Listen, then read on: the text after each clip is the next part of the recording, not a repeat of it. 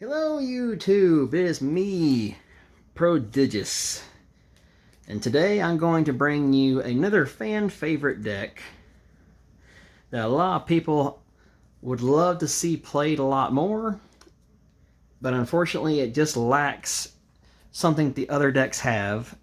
And I believe I have heard someone else describe it as it's too honest of a deck because it's who it is. It has no form of protection like the other decks tend to have. And that's probably what makes it a little bit weak and not able to fully perform as well as other decks. But it's still a big fan favorite.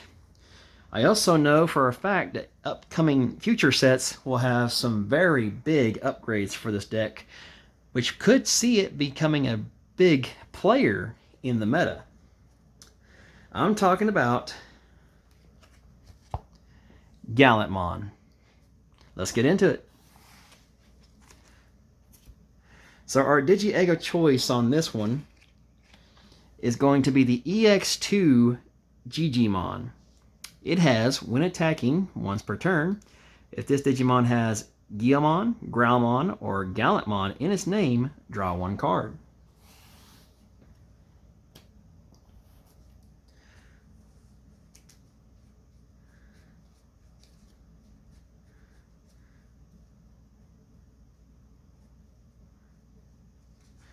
Now for our rookies, I'm running 4 copies of Guillamon from BT12. Now what he has is on play, reveal the top 4 cards of your deck. Add all Takato Matsuki among them to your hand and place the rest at the bottom of your deck in any order. It also has the inheritable of while this Digimon has Growlmon or Gallantmon in its name, it gets plus 2000 DP.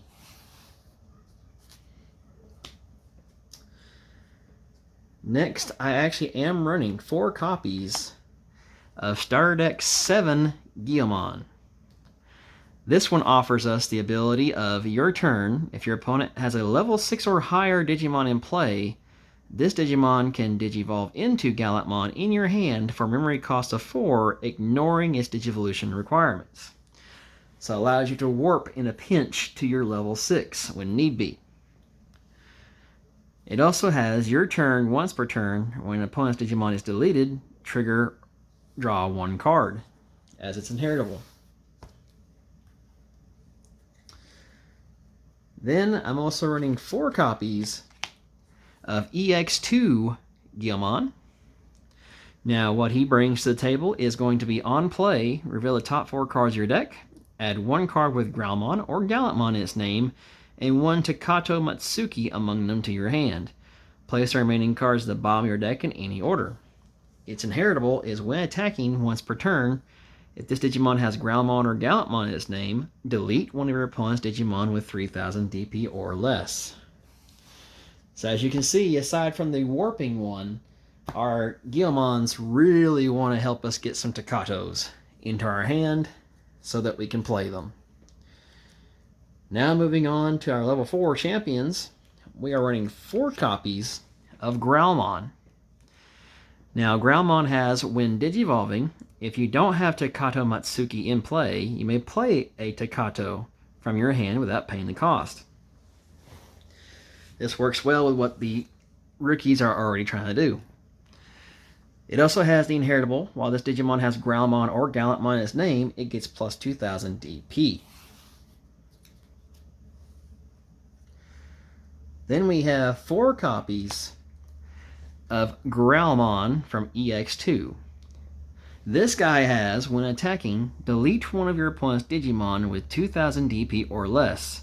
If you have a Red Tamer in play, delete one of your opponent's Digimon with 4000 DP or less instead.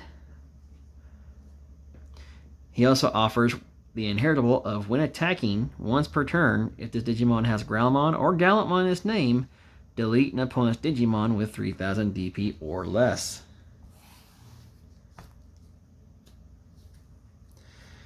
And then last, I am running only 2 copies of Growlmon from Starter Deck 7.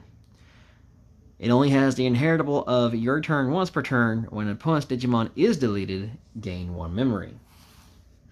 So far we are seeing that Growlmon likes to have the ability to increase his DP. He also likes to have the ability to delete stuff.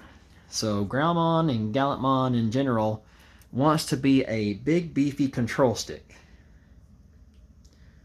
Alright, moving on to our ultimates, we are running 4 copies of Starter Deck 7 War Growlmon.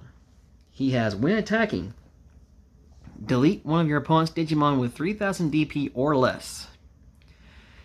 He also has the inheritable, your turn once per turn, when an opponent's Digimon is deleted, this Digimon gains security attack +1. So again, he wants to be controlling, he wants to be beefy, so he's wanting to do a little bit of everything all at once, it seems.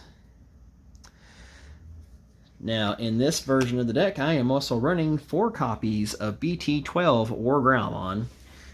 Now, he has quite a wall of text, so let's go over it. He has when Digivolving, delete one of your opponent's Digimon with 4000 DP or less. If no opponent's Digimon was deleted by this effect, you may Digivolve this Digimon into a level 6 Digimon card with Gallantmon in its name in your hand for the Digivolution cost. When this Digimon would Digivolve by this effect, reduce the Digivolution cost by 1. So if he's not able to delete anything, he's going to help you speed up into your Mega form. He also has the inheritable of end of attack once per turn. If your opponent has no Digimon in play and this Digimon has Growlmon or Gallantmon in name, gain 2 memory. Alright, now going on to our Megas. We actually are running 4 copies of the Gallantmon from the starter deck. He has a built-in security attack +1. He also has when attacking, delete one of your opponent's Digimon with 4000 DP or less. If no Digimon was deleted by this effect, this Digimon gets +3000 DP.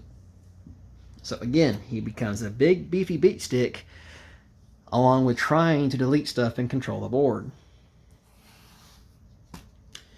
But I've also elected to add in 2 copies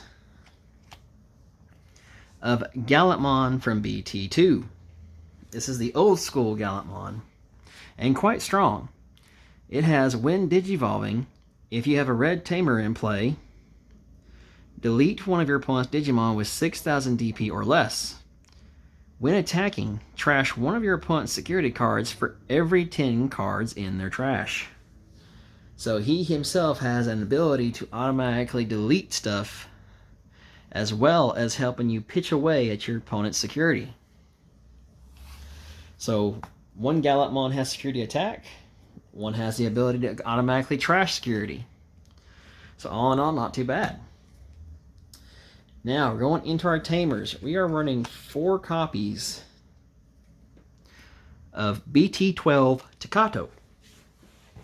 Now, what this Takato offers is start of return, if you have 2 memory or less, set it to 3.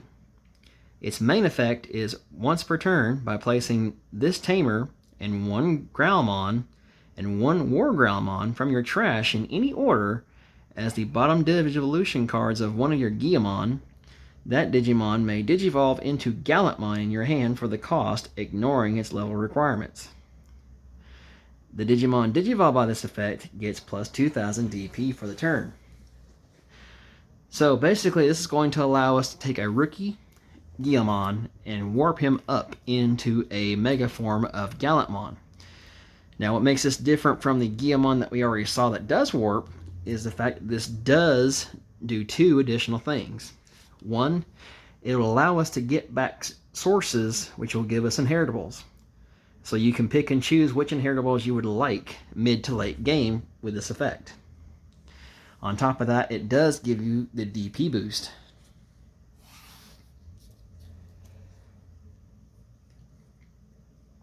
Now, I'm also running just a simple array of option cards.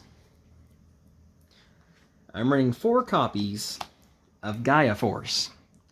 Now, the reason why we're running just 4 copies of this over anything else is because Gallantmon's already trying to pick off small bodies on the field, along with some mildly stronger bodies, around 4,000, 6,000 DP, and so forth.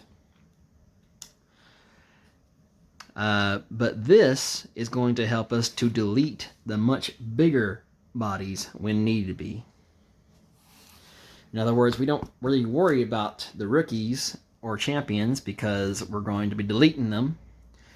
And we only worry about something until it becomes a big threat like a Mega. Therefore, Gaia Force is needed. And also, a little something extra I'm trying in this version of the deck is I'm playing 2 copies of Rowdy Rocker. Now this card's security effect says to add it to your owner's hand, and I should also mention that Gaia Force security effect is to activate the main effect.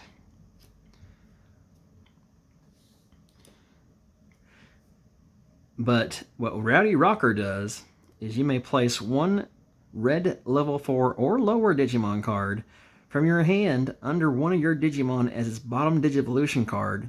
If you do, trigger draw 2. So the reason behind this card is to help us with some card draw, but to also just to go ahead and get some more inheritables underneath our dude while we're building up. Not to mention, it will actually help speed up the process if we do decide to go with the Takato method of biomerging and warping up. Because instead of just trying to Evo up and get those pieces in the trash via conventional methods of just Evoing, swinging, and if I live, I live, if I die, I die, we can also just use this to go ahead and be like, oh, I actually have a rookie, but I want to put this champion underneath it. So I do. But most importantly, it's just there to give you a little extra card draw while cycling through your other levels and giving you more inheritables. But that is it for this deck. It's a very simple deck. You could probably make this straight out of a couple of copies of the starter deck.